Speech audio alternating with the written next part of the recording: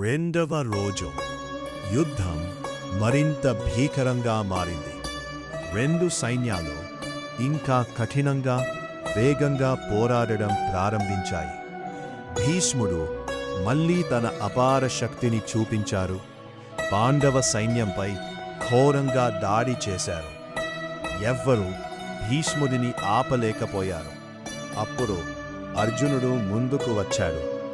గీతా ఉపదేశం తర్వాత ఇప్పుడు నిజమైన యోధుడిగా యుద్ధం ప్రారంభించాడు. తాత మనవడు భీష్ముడు అర్జునుడు మధ్య ఘర్షణ మొదలైంది. బాణాల వర్షం, యుద్ధభూమి కంపించింది. అభిమన్యుడు కూడా రంగంలోకి దిగాడు. తన ధైర్యాన్ని చూపించాడు. కాని ఈరోజు కూడా భారీ నష్టాలు జరిగాయి. రెండవ రోజు ముగిసింది. కాని భీష్ముడు ఇంకా అజయుడిగానే ఉన్నాడు.